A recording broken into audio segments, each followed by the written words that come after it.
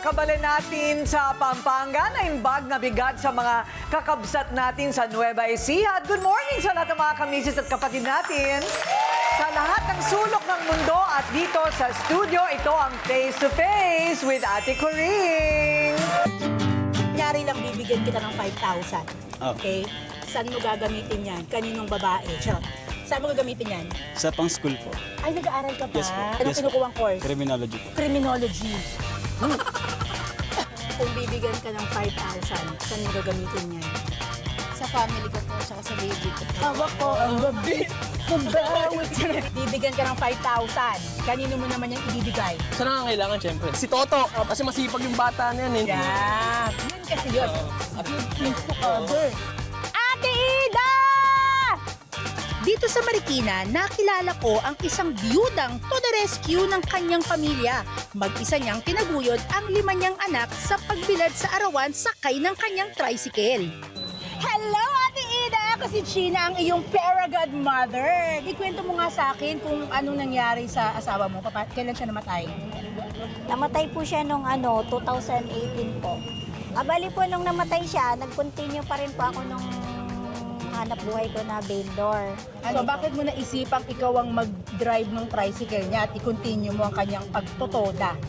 Bali po kasi nung pandemic po, bawal na po kasi magtinda, bawal lumabas ng bahay. Medyo takot po talaga ako nung una at saka hindi ko po talaga kaya sa isip ko, hindi ko kayang mag-tricycle. Hindi nga po ako marunong nun. Ilan po Opo. ba yung total ng anak ninyo? 5 po. 5 ang anak. Ilan pa Opo. dyan ang nag-aaral? Isa na lang po yung pinapaaral ko. Pero hindi ka ba nalulungkot sa asawa mo itong motor? Opo. Ikaw na yung nag-drive nito. Hindi mo siya naaalala mo, namimiss? Yun nga yung lagi kang ina-expect eh, nakasakay siya. Nakaangkas! Antara! Totoo ba? Opo. Bakit mo naman naisip maging tricycle driver? Kasi po nung namatay na po yung asawa ko, ako na lang po yung kailangan maghanap buhay para sa anak kong nag-aaral pa. Ayaw mo sa palengke. Ay, dati po kasi akong vendor eh. Oo. Pero kasi pinagbawal na po yun nung nag-pandemic. So bali nung nag-pandemic po, nag-start po ako mag-tricycle. Mas malaki naman yung kita sa tricycle. Halos parehas lang po. Halos parehas. Ano ang pinakamahirap na bahagi ng trabaho mo? Ay bali po sa sa pagdadrive kasi nung umpisa, mahirap po talaga. Kasi lahat ng katawan ko masakit. Pero medyo nasanay na po talaga ako sa pagbibiyahe. Totoo, hindi ka Ngayon. nagkakasakit. Minsan po, katulad po ngayon, paus ako, may ubo po ako nung nakaraang... Ay, ganon. Opo, sa Bakit siya sobrang napili init mo? Eh kasi nga, nung nakita ko doon, paikot-ikot ako sa Malanday, aba, katabi, puro mga nagagwapuhang tricycle driver. Teka lang naman, ate, paparang, pinarang kong ganon. Pagsakay ko, kakaiba kasi bihira tayong makakita ng babaeng tricycle driver, ate Coring. Pero ang pakay mo talaga yung mga poging Yung mga tricycle pogi. driver. Mga toda. Para-paraan. Ikaw talaga. Hoy, karamihan sa mga yan, meron ng mga asawa, pipili ka ng mabuti. Yun lang. O, di ba?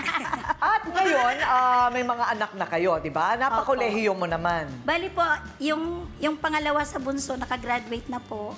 Tapos Wow. ngayon, may pinapaaral pa po ako, pag-graduate na rin po nitong Mayo. Wow! So, Nay, anong mensahe mo sa mga kapwa mo kamisis na syempre kayod araw-araw pero naitatawid pa rin? Ayun po, bali, sa mga tulad ko pong single mother, wag po tayo susuko talaga. Lalo na po yung mga pangarap ng mga anak natin. Kailangan talaga itaguyod yung pag-aaral nila.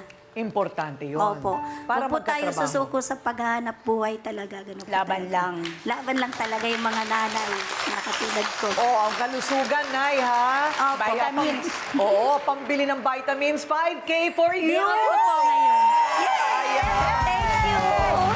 Ayan, para sa iyo Thank you po. Thank you po. Okay, naiiyak-iyak pa si nanay. Ate Coring, meron din tayong bigay sa kanya. bongga Meron tayong talaga. grocery. Ang At galing.